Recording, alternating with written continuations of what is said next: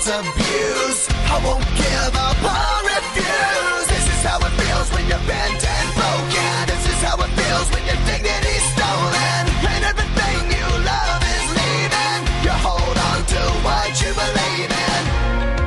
The last thing I heard was you whispering goodbye, and then I heard you fly. No, not gonna die tonight. We're gonna stand and fight forever. Don't close your No, eyes. not gonna die tonight. We're gonna fight for us together. No, we're not gonna die tonight. Hola amigos de YouTube, espero que les guste este fanfic y bueno, sin más palabrerías iniciemos este fanfic. Advertencia: High School de XD no me pertenecen, ni las imágenes y música usadas en este contenido, todo el crédito a sus respectivos creadores. Capítulo 18. Sucesos con mira al futuro. La maldición. Con Bali y los demás, en la azotea del edificio se llevaba a cabo una escena por demás inverosímil. La actual portadora del Divine Dividing y una de las personas más fuertes en la actualidad, se encontraba tirada en el piso, malherida y con una pequeña chica que no aparenta ser mayor de 15 años, amenazándola con un arma de fuego. Los acompañantes de Bali veían con temor lo que estaba pasando. Hubieran entrado en acción de no ser por la acompañante de la pequeña chica que estaba apuntándoles con dos armas de fuego. Lefay estaba asustada y se encontraba temblando, Rosuei se veía todo preocupada, Biko apretaba los puños en señal de impotencia al ver a su amiga gritando de dolor, pero Arthur mantenía la cabeza fría y se encontraba analizando la situación. ¿Cómo es que supo que estábamos en el aire? Pensaba el Pendragón Mayor. Se supone que el hechizo nos hacía indetectables al ojo humano común y corriente. De vuelta con Bali, la peli platina sentía un dolor indescriptible en su hombro, a la vez que este se volvía más agudo debido a la fuerza que aplicaba la pequeña en su herida. Gara. ¿Sí? Sufre, maldito dragón blanco, sufre. Gritaba de manera desquiciada la pequeña rubia opaca con una expresión demente en su rostro mientras pisaba más fuerte a Bali. Gara. La peli platina escupía sangre. ¿Qué demonios? La voz de Albion se escuchaba siento, débil, pero parecía ir perdiendo fuerza. Al escuchar la voz del dragón blanco, el rostro de Rachel adoptó una expresión sombría y Bali logró percatarse, aún con el dolor que estaba experimentando, y esa sola mueca hizo que Bali se sintiera algo intimidada. Así que sigues consciente, maldito. Bueno, no importa, así podré disfrutar el hacerte sufrir más, decía con una sonrisa maliciosa la pequeña. Acto seguido Rachel comenzaba a pisotear con más fuerza a Bali, Gara, haciendo que la peli platina volviera a gritar de dolor mientras que unas cuantas lágrimas empezaba a salir de sus ojos debido al sufrimiento. Ahora sí, los cuatro compañeros de Bali se enfurecieron y estaban a punto de saltar a la acción cuando de repente, ¡bam! ¡Fiush! Una bala había rozado el rostro de Lefay, quien se congeló al sentir la sangre recorrer su mejilla. Arthur se enfureció al ver lo que había pasado y estaba a punto de atacar a la agresora de su hermana, Van. Cuando de repente otra bala había sido disparada y esta vez había pasado al lado de su rostro, lo que hizo que desistiera en su intento de atacar a quien había lastimado a su hermana. Rosuei y Biko también desistieron en sus intentos de moverse al percatarse que la segunda chica podía dispararles en cualquier momento. Biko dudaba de que su velocidad fuera suficiente para hacer algo, luego de recordar que la otra chica que estaba sometiendo a Bali pudo detectarlos aún con el hechizo activo. No se preocupen, me aseguraré de que mi compañera no mate a su amiga, decía Jazmín al momento de que se quitaba el casco y procedía a guardar una de sus armas, pero mantenía la otra lista para cualquier inconveniente. ¿Cómo es que Bali fue derribada por una simple bala?, preguntaba Rosueise viendo que la situación se estaba saliendo de control. ¿Por qué la pregunta?, cuestionaba Jazmín mientras veía a los ojos a la Valquiria. Bali es una chica que no sería derribada tan fácil por un arma común y corriente, decía Arthur viendo de mala forma a Jazmín. Bueno, no pierdo nada con decirles, decía Jazmín mientras tocaba su barbilla con el arma que aún tenía en su mano. Esas balas no son normales, contienen una mínima cantidad del veneno de Samael, apenas la suficiente como para neutralizar a cualquier ser con atributos de dragón y que su muerte sea lenta y dolorosa. La revelación de Jazmín dejó estupefactos a los compañeros de Bali. No podían creer lo que estaban escuchando. En donde estaban Rachel y Bali, la pequeña de pelo opaco seguía torturando a la peli platina. Actualmente había sacado una navaja la cual tenía un aspecto algo futurista. Prepárate, Rachelle tenía una sonrisa malvada. BZZZ, la hoja de la navaja empezaba a ser cubierta por una fina capa de electricidad. Acto seguido la pequeña acercaba la navaja al rostro de Balí, quien apretaba los dientes para tratar de soportar el dolor que sentía. Tienes un lindo rostro. Rachelle se inclinaba para quedar frente a frente con Balí mientras pasaba uno de sus dedos por la mejilla de la peli platino. Sería una lástima que obtuviera una fea marca, ¿no crees? Decía con malicia Rachelle. Acto seguido la chica ponía la navaja en la mejilla de Balí y slash. Kiara. Terminó por hacerle un corte profundo y Balí volvía a gritar de dolor ya que el veneno de Samael le había afectado y había hecho que su resistencia disminuyera. El grito llamó la atención de los demás y se giraron para ver lo que pasaba, quedando horrorizados al ver cómo la sangre recorría el rostro de la Kuryukou. Lefay incluso empezaba a derramar lágrimas. Será mejor que la detenga antes de que haga algo estúpido, comentaba Jazmín, quien no mostraba reacción alguna al ver lo que pasaba, caso contrario de los acompañantes de Balí. Maldita. Miko estaba a punto de ir a atacar a Rachelle y cegado por la ira no se dio cuenta que Jazmín se había dirigido hacia donde estaba su compañera, quien ahora lamía el filo lleno de sangre. Rachelle llamaba a la morena a su compañera. La mencionada se giraba para ver a su amiga. ¿Qué pasa, Jazmín? Decía, como no crees que te estás pasando un poco. Señalaba Jazmín a la peli platina que estaba debajo de su compañera y la cual se encontraba rechinando los dientes para evitar que sus quejidos se escucharan mientras que la sangre recorría su mejilla y tenía unas gotas de sudor recorriendo su frente y sus ojos mostraban unas bolsas producto del veneno de Samael en su sistema. ¿Acaso vienes a detenerme? Decía con un tono de voz peligroso. Sabes muy bien que esta es mi venganza por lo que el malnacido le hizo a mi familia. Por favor, ya basta. Se escuchaba la voz de Albion, aunque se notaba muy débil. Ella no tiene nada que ver con esto, por favor, perdónala, pedía a Albion con un tono suplicante. Rachelle veía con molestia a Balí, quien estaba cerca de caer inconsciente, y luego de escuchar a Albion la pequeña apretaba con fuerza su arma de fuego, debatiéndose si disparaba contra la peli platina o no. Jazmín se puso al lado de su amiga y le ponía su mano en el hombro, haciendo que la chica de ojos rojos viera a su compañera pelinegra. Recuerda que le prometiste a Murayama que no harías una tontería, mencionaba Jazmín, y Rachelle abría los ojos al recordar lo que le había dicho su compañera castaña. Durante la interacción que llevaban a cabo las dos chicas miembros de DH, los compañeros de Balí empezaban a acercarse poco a poco, atentos por si ocurría algo. Al escuchar el nombre de la castaña que se había quedado en Kuo junto a Issei, Rosuei se abrió los ojos por la sorpresa al percatarse que la chica de apariencia menor tenía relación con Murayama.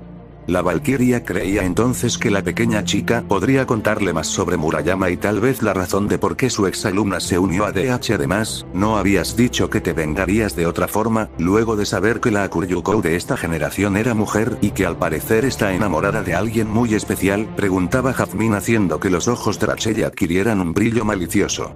Sí, tienes razón, primero la haré sufrir quitándole lo que más le importa, y Albion sentirá el sufrimiento de su portadora y luego, acabaré con ese maldito dragón, decía Rachelle con malicia.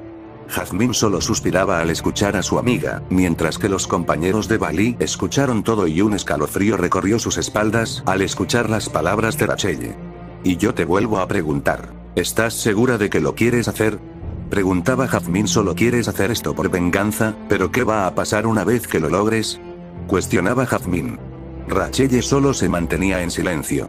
Sus ojos eran cubiertos por un flequillo de su cabello. Si llegas a completar tu venganza, ¿qué vendrá después?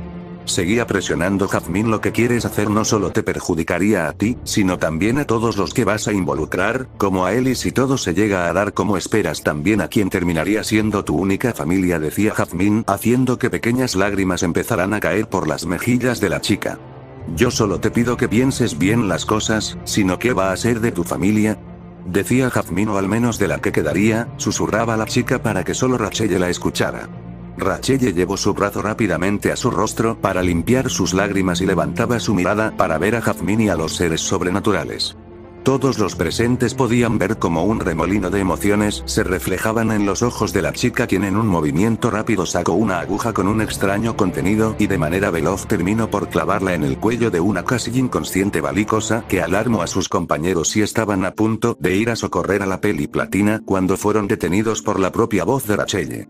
No se preocupen, estará bien, como sabemos que no estás mintiendo, decía Rosueise con duda, viendo cómo la pequeña chica se alejaba del cuerpo de Bali. Estoy segura que mi compañera ya les reveló que mis balas tienen un poco del veneno de Samael, ¿no? Decía Rachelle mientras se ponía de nuevo su casco. De ser así, y entonces les digo que lo que le inyecte es el antídoto. ¿Qué? Antídoto. Rosueise estaba estupefacta por lo que había escuchado. Eso es imposible. No hay cura conocida para la maldición de Samael.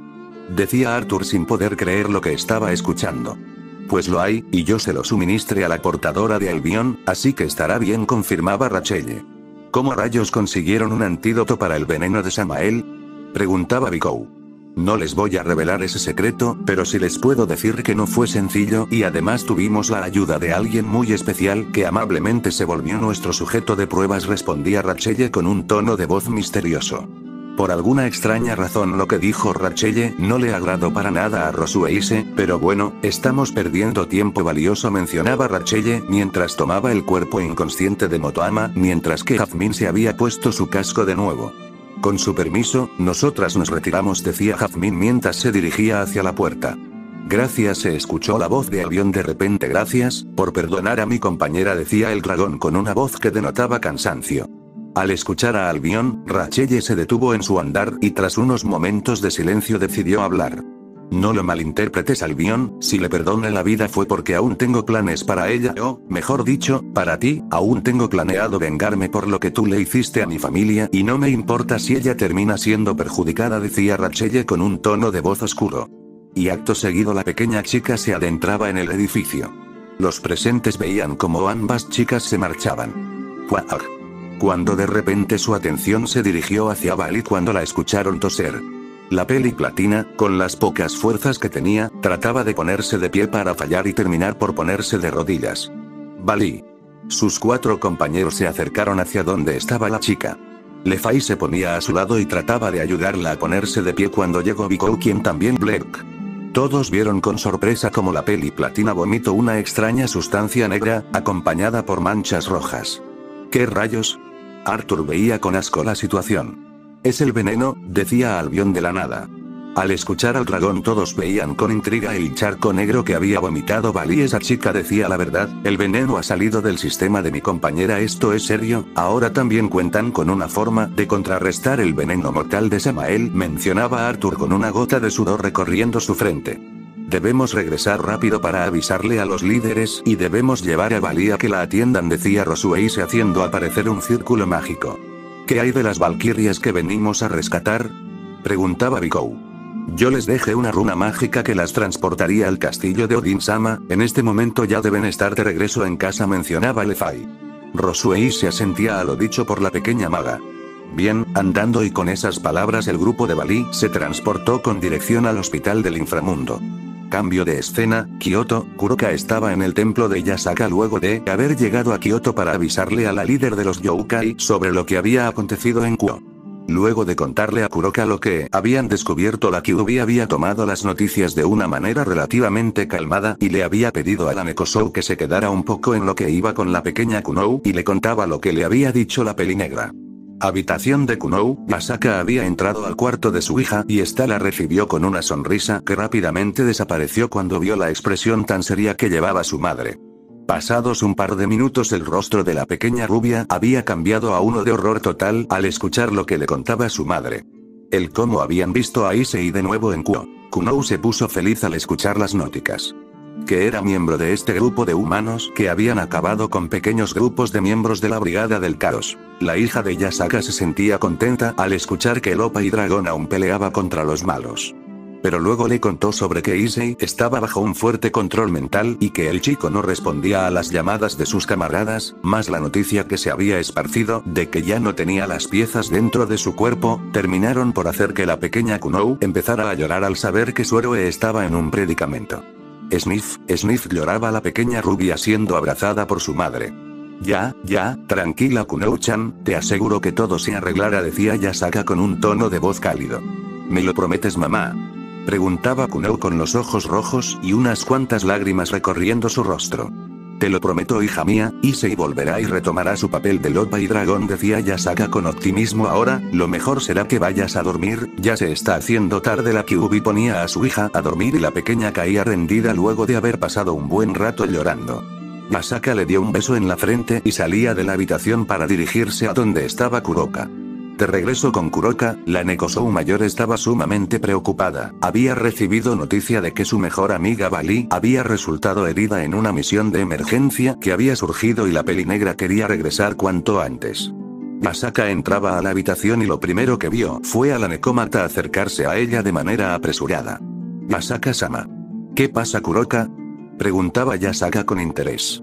Necesito volver ahora, me dijeron que Bali resultó herida en una misión. Debo regresar cuanto antes.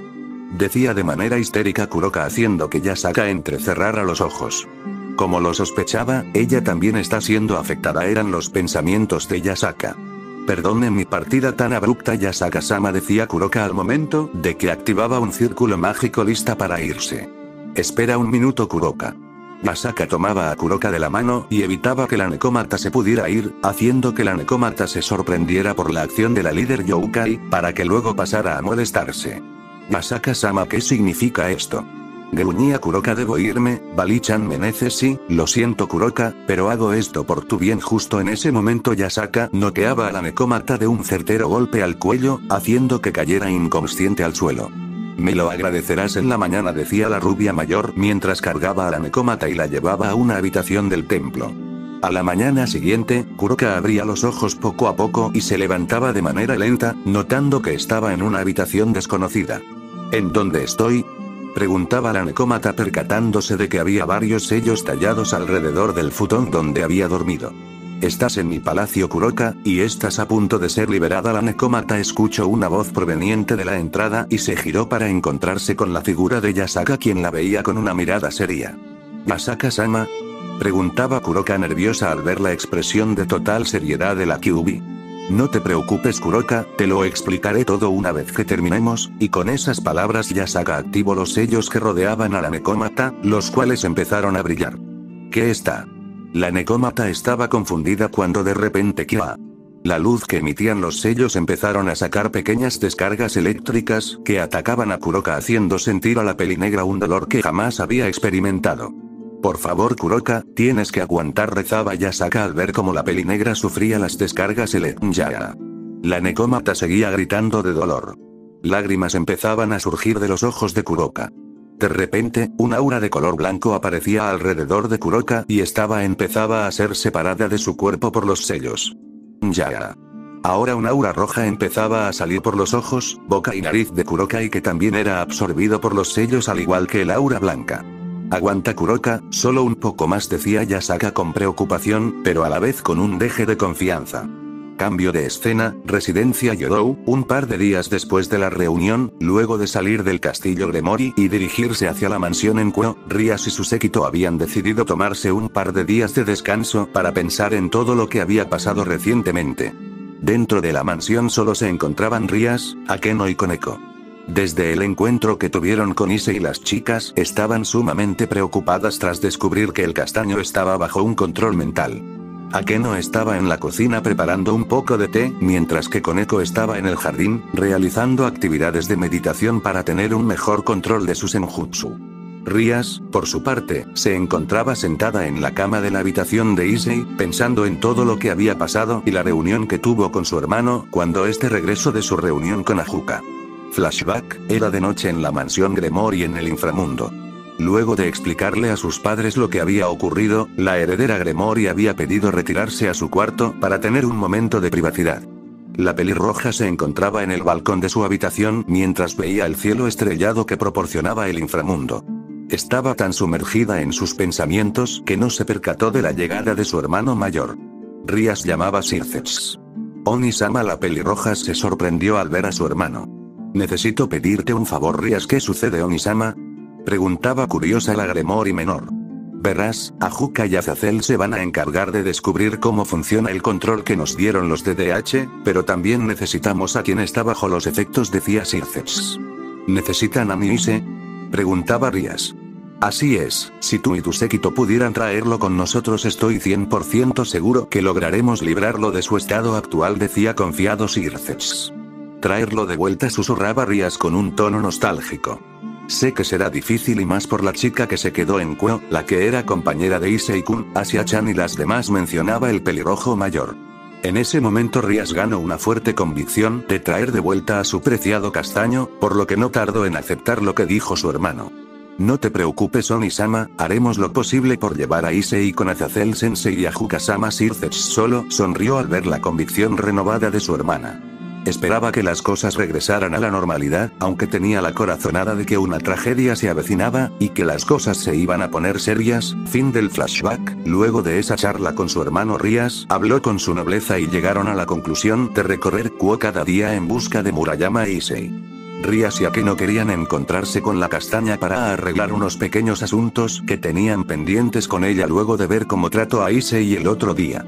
Asia, Shinobi e Irina, por otra parte, querían encontrarse con Murayama para preguntarle la razón del por qué se había unido a DH. Solo espera un poco más Ise, te traeré de vuelta, y todo volverá a ser como antes, te lo prometo. Cambio de escena, centro de Kuo. Por las calles de Kuo se encontraban caminando el trío de la iglesia.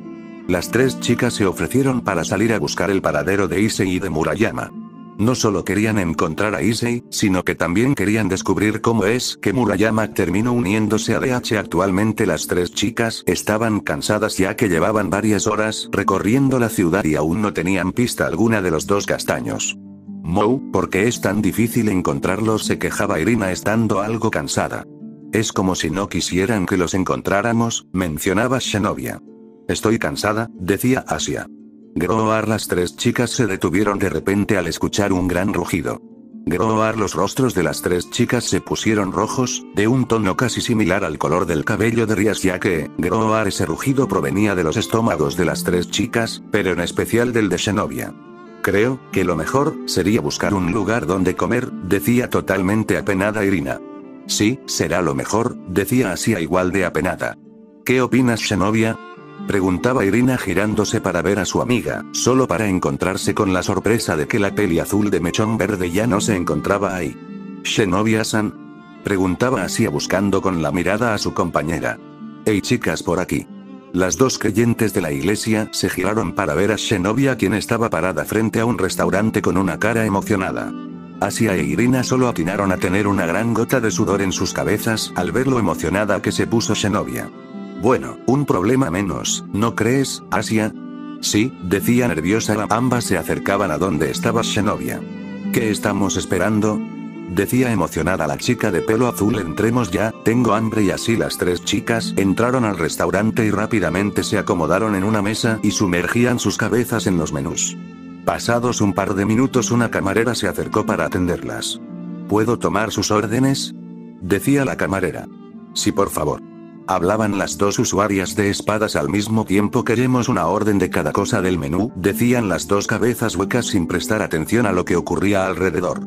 Asia mantenía su cabeza escondida en el menú por la vergüenza de ver cómo actuaban sus dos amigas. ¿Y usted, señorita?, preguntaba la mesera. Yo, quiero una hamburguesa y una orden de papas, por favor. ¿Algo de beber?, preguntaba la camarera a la monja. Una soda, por favor, enseguida. Por cierto, la orden de sus amigas, ¿en serio quiere que se las sirva?, preguntaba con una gran gota de sudor la camarera. Créame cuando le digo que si se la acabarían, decía Asia con pena, y aún con la cara escondida en el menú. Por cierto. De acuerdo, decía la mesera con nerviosismo. Cuando la mesera se retiró, Asia solo puso sus manos en su rostro para mitigar la vergüenza que sentía, mientras que Shinobi e Irina tenían algo de baba escurriendo por sus bocas al pensar en toda la comida. Asia-san, ¿eres tú? Una voz llamó la atención de la rubia. Shinobi-san, Irina-san. Ahora las otras dos chicas se giraban en dirección de la voz y se toparon con una persona que no habían visto en un par de años. Katase-san, mencionaban las tres chicas al unísono. Cambio de escena, cuartel de DH. Reginald se encontraba sentado en su oficina. Se encontraba totalmente pensativo luego de que su hija le diera la noticia de que estaba esperando un hijo de Issei. Esto es malo, el embarazo de Eva no estaba en los planes, pensaba el líder de DH. Debo pensar en algo, me niego a perder a mi hija mayor, así como perdí a mi esposa e hija menor. El peli blanco recordaba cuando su hija le dio la noticia. Flashback, Reginald se encontraba en su habitación luego de haber charlado con la doctora Alessandra. El hombre estaba pensando en el plan que tenía la doctora y que en un principio el propio Reginald no aprobaba, pero luego de escuchar los argumentos de la doctora, decidió que llevarían a cabo el proyecto secreto de la castaña. Reginald le preguntó quiénes eran los que sabían sobre ese proyecto y Alessandra le había contestado que incluyéndolo a él y ella solo otras 3 personas sabían de ese trabajo, pero Reginald sentía que ese plan saldría mal. Toc toc, la puerta de la oficina de Reginald se abría poco a poco luego de que la tocaron, dejando ver a Eva quien entraba a paso lento a la oficina de su padre. «Hija mía, ¿qué sucede?», preguntaba Reginald con una sonrisa viendo que su hija había entrado, pero su expresión pasó a una de preocupación al ver el rostro de la pelinegra. «Papá, hay algo que debo contarte», decía Eva casi en un susurro. «¿Qué sería, hija?». Eva no dijo palabra alguna y solo levanta la mano mostrándole a su padre el objeto blanco. Reginald veía confundido el objeto que le mostraba su hija hasta que se dio cuenta de lo que era. Su hija le estaba mostrando una prueba de embarazo, y era positiva. El peliblanco se levantó de su silla. No podía creer lo que estaba viendo, rápidamente se acercó a donde estaba Eva, quien tenía los ojos cerrados esperando que su padre le reclamara. La chica esperaba que su padre la abofeteara, pero no se esperaba que le diera un fuerte abrazo. Eva creía que su padre no estaba molesto con ella, pero la realidad era una muy distinta. Reginald abrazó a su hija con fuerza. Su rostro denotaba preocupación al saber que su hija estaba esperando un hijo. «Esto no puede estar pasando», la preocupación del peliblanco era notoria. «Hija, ¿estás segura de que estás embarazada?», preguntaba Reginald. «Sí, papá, voy a tener un hijo», decía Eva con unas pequeñas lágrimas saliendo de sus ojos y una minúscula sonrisa. «¿Quién es el padre?», preguntaba Reginald con preocupación, pero sabía muy bien cuál era la respuesta. La pregunta de Reginald hizo que Eva frunciera el ceño en señal de molestia. «Sabes muy bien que solo he estado con Issei-kun», papá decía con un ligero tono de enojo. «La pelinegra, él es el padre de mi futuro hijo», mencionaba mientras una ligera sonrisa se abría paso en su rostro y tocaba su vientre a un plano con una de sus manos. Reginald solo veía a su hija con preocupación. Fue en ese momento que decidió aceptar el plan que Alessandra le había contado con anterioridad. En un principio solo iba a ser una opción de protección contra los seres sobrenaturales por si las cosas se salían de control, pero ahora estaba más que seguro que iba a necesitar llevarlo a cabo. Fin del flashback. Reginald estaba pensativo. Las cosas se estaban empezando a complicar. Por un lado, estaban Kaustin y su banda de renegados. Por otro lado, estaban los grupos terroristas que causaban destrucción a lo largo del mundo. Estaban también los grupos restantes de la Brigada del Caos, que aún estaban escondidos en varias partes del mundo. Luego los miembros de las 3 facciones, quienes parecían desconfiar y más luego de saber que el Sekiryutei fue sometido a un control mental. Y luego estaba su hija y su Espero que lo que me dijo Alessandra sobre los 2 dragones celestiales sea mentira, pensaba Reginald levantado la mirada. Aquellos portadores de los dragones celestiales están destinados a sufrir y la gente cercana a ellos también. Cambio de escena, hospital del inframundo. Luego de regresar de la misión en donde ayudaron a rescatar a los inocentes pertenecientes a una agencia de modas, Bali fue llevada al hospital de la familia Citri para que fuera atendida. Habían confirmado que la peli platina estaba bien y que no había rastros de veneno en su cuerpo, más que solo necesitaba descansar una semana para recuperar sus fuerzas, por lo que la chica estaba atrapada en el hospital. Actualmente Sona decidió visitar a la Akuryukou ya que estaba intrigada al escuchar que sobrevivió a tener el veneno de Samael en su sistema. Dentro de la habitación se encontraban Bali recostada en la cama, Sona, Arthur y Lefay. Mikoro había ido en busca de su ancestro para recibir más entrenamiento y Kuroka aún no había vuelto de su viaje a Kioto. ¿Qué te trae por aquí, heredera Citri?, preguntaba la peli platina con un tono de voz indiferente. Si bien no llego a tener mucho contacto con la peli negra de gafas, sí había un sentimiento de respeto mutuo entre ambas. Vine porque escuché lo que te pasó en la misión de rescate y te voy a ser sincera, me interesó saber cómo sobreviviste a tener el veneno maldito de Samael en tu cuerpo. Fue la misma chica que la infectó en primer lugar, dijo de repente Albion. Vaya Albion, hasta que te decidiste a hablar, creí que estabas molesto o algo por el estilo, decía Bali con sarcasmo, y era porque Albion llevaba un par de días sin decir palabra alguna y fue luego de que se encontraron con esa chica Rachelle. Sona solo levantaba una ceja en señal de intriga al ver la interacción de la chica y el dragón. Los hermanos Pendragon también empezaron a prestar atención. Sí, sobre eso, el veneno de Samael también me afectó a mí y estuve recobrando energía, decía Albion. Así que el dragón blanco también se vio afectado, musitaba Sona. ¿Entonces ya estás bien?, preguntaba Vali a su compañero. Albion se mantenía en silencio. ¿Albion?, preguntaba Vali a su compañero. ¿Eh? Ah, lo siento, es solo que estaba pensando en qué, preguntaba Vali. En lo que dijo esa chica, Rachelle, creo saber quién es ella, o al menos qué relación llegó a tener su familia con mis portadores, o más en específico, con uno, explicaba Albion. Ahora que lo mencionas, se metía Arthur a la conversación. Esa chica mostró un gran rencor contra usted, ¿a qué se debe?, preguntaba interesado el Pendragón mayor. Arthur Nisan tiene razón, parecía que esa chica guardaba un gran odio contra usted, Albion-sama, intervenía Lefay. Sona, por su parte, arqueó una ceja al escuchar lo que estaba pasando. ¿Alguien podría por favor explicarme lo que está pasando?, pedía la heredera Citri. Arthur y Lefay procedían a explicarle a Sona lo que había pasado durante el encuentro que tuvieron con las dos chicas de DH. Mientras le contaban lo ocurrido a la pelinegra de gafas, Vali se mantuvo al margen mientras trazaba la cicatriz que tenía en su mejilla con uno de sus dedos, producto del ataque que sufrió a manos de Rachelle.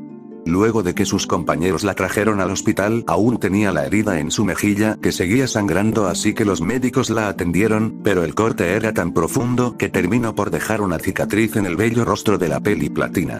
Así que esa chica tiene una especie de odio contra Vali, musitaba Sona. Te equivocas, heredera Citri, hablaba Albion. A quien esa chica odia es a mí, no a mi compañera. ¿A qué te refieres, Albion?, preguntaba genuinamente curiosa Vali.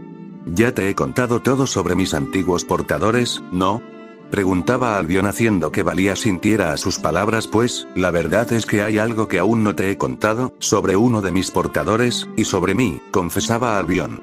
Todos prestaron atención a lo que pasaba con la declaración del dragón blanco. Continúa, era lo único que decía Vali. ¿Recuerdas lo que te conté sobre Belzard, el Sekiryute, y que logró derrotar a dos de mis portadores?, preguntaba Albion. Sí, contestaba Vali. Pues, verás, la razón por la cual él pudo derrotar a dos de mis portadores se debe al odio, revelaba Albion, un odio que desarrolló por culpa de un evento que lo involucró a él y al primer portador mío que derrotó. Historia de Albion. Esta historia se contará con Albion como narrador omnisciente, similar a cuando Reginald reveló cómo se enteró del mundo sobrenatural. Durante la época en la que Belzard era el Sekiryute, el portador de Drake estaba enamorado de una hermosa mujer de cabellera casi tan blanca como la nieve y una mirada tan penetrante, complementada por sus hermosos ojos rojos. Mi portador también llegó a conocer a dicha mujer y terminó por caer ante sus encantos, así que se decidió a cortejarla, intentando ganarse el corazón de tan increíble mujer, solo para caer en la decepción cuando ella le confesó que estaba enamorada de Belzard, haciendo que mi portador se sintiera destrozado y terminara por desafiar a Belzard en un arranque de furia, intentando demostrar su superioridad. Esto luego de que ambos descubrieran que estaban destinados a enfrentarse debido a mi presencia y la de Drake. Durante la pelea las cosas estaban igualadas, pero Belzard terminó por vencer luego de una pelea intensa.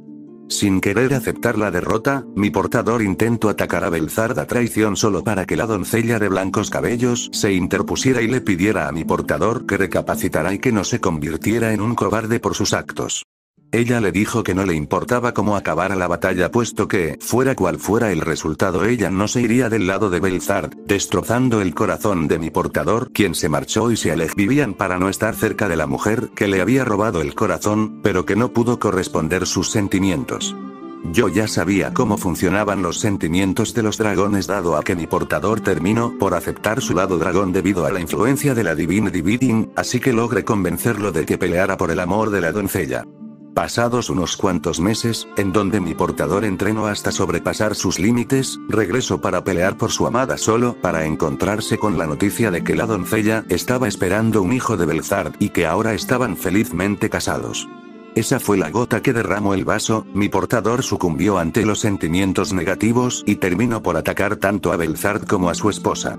El ataque los tomó por sorpresa y terminó por pasar lo inevitable, la doncella fue herida de muerte, Belzard había sido incapacitado y yo, influenciado por los sentimientos negativos, convencí a mi portador de que castigara a quien rompió su corazón y usando mi poder y unos hechizos que aprendió a lo largo de su vida puso en la doncella una maldición la cual la afectaba a ella y todos los que fueran sus descendientes con una reducción de sus vidas, en otras palabras, la maldición acortaba a la mitad la salud y la vida de los afectados. Cuando Belzard reaccionó vio a su amada moribunda y pensó que estaba a punto de fallecer, junto al hijo que ambos estaban esperando, así que sucumbió ante la maldición de la Juggernaut Drive y terminó por asesinar a mi portador, quien había perdido su poder luego de conjurar la maldición. Al parecer luego de lo ocurrido Belzard creyó que su amada no había logrado sobrevivir por lo que decidió marcharse, luego, cuando tuve a mi siguiente portador, le mentí sobre su destino y su fuerza. Yo estaba arrepentido por haber marcado a toda una familia y su linaje con una maldición tan atroz. Logré convencer a mi siguiente portador que visitáramos el lugar donde había ocurrido la tragedia. Cuando llegamos nos encontramos con un pequeño niño que se parecía mucho a la doncella de ojos rojos.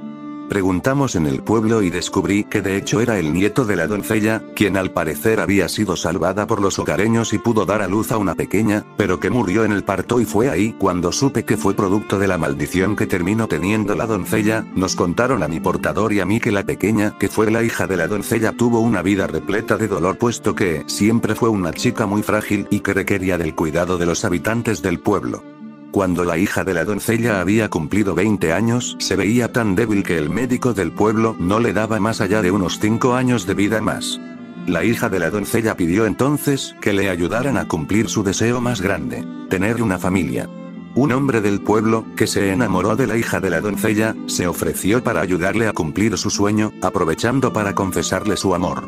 La hija de la doncella aceptó dichos sentimientos y juntos procrearon al niño que mi portador y yo habíamos visto, el cual también mostró las consecuencias de mis acciones que iniciaron con su abuela. Cuando el pequeño tenía 4 años su madre murió a causa de la maldición y solo tenía a su padre para cuidarle.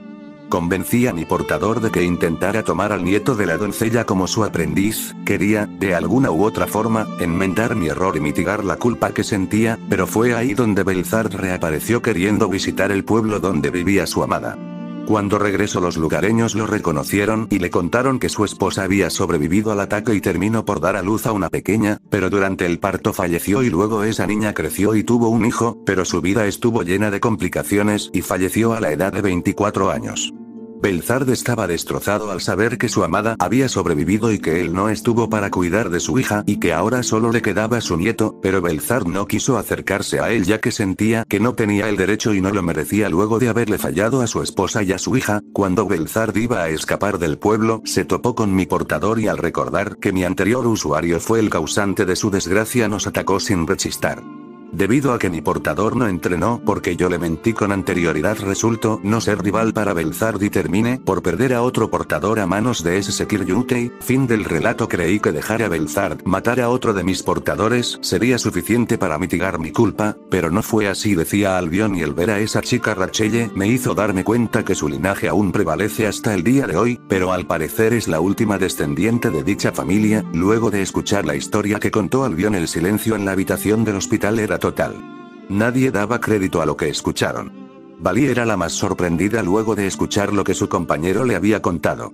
Los hermanos Pendragon estaban también sorprendidos por el relato del dragón. Sona también estaba sorprendida, pero mantenía una expresión neutra en su rostro.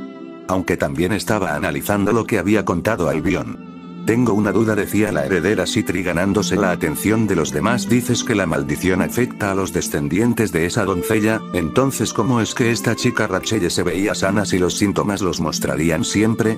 Cuestionaba Sona. La verdad no sé la respuesta a esa pregunta, heredera Citri, pero puedo confirmar que la maldición está aún activa, decía Albion. El silencio se volvió a hacer presente en la habitación. Las cosas se van a complicar aún más, decía Arthur. Y estaba en lo cierto. Cambio de escena, cuartel de DH, Reginald se encontraba revisando reportes de varios de sus miembros, quienes estaban repartidos por varias partes del mundo, realizando misiones de protección y de eliminación de grupos terroristas y sobrenaturales que se volvieron más activos luego de la traición de Encaustin. Esto se complica, decía Reginald igual recordando que su hija estaba embarazada. Necesito a Murayama de regreso. Equipo formidable junto a Rachelle y Jazmín, murmuraba Reginald. El peliblanco activó su comunicador y se llamó a su hija Eva. Envíame a Marianne y a su guardaespaldas ahora mismo. Enseguida, papá, contestaba Eva desde el otro lado del comunicador. Un par de minutos después entraron a la oficina de Reginald la coronel Marianne y su guardaespaldas personal, quien traía puesto su casco, evitando que su rostro estuviera descubierto. ¿Nos llamó señor Reginald?, preguntaba la rubia de la cicatriz a su líder. Sí.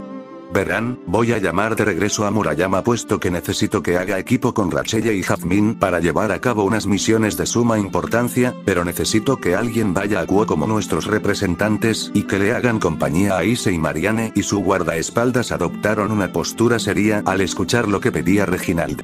No se preocupe señor Reginald, lo haremos, decía con seguridad Marianne. Reginald sonrió ante las palabras de su coronel.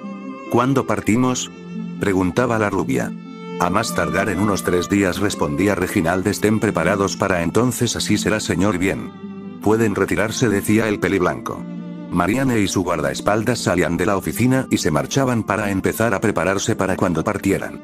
Reginald dejó abajo los reportes por un momento y suspiraba. ¿Por qué presiento que las cosas solo se van a complicar más de ahora en adelante? Continuar.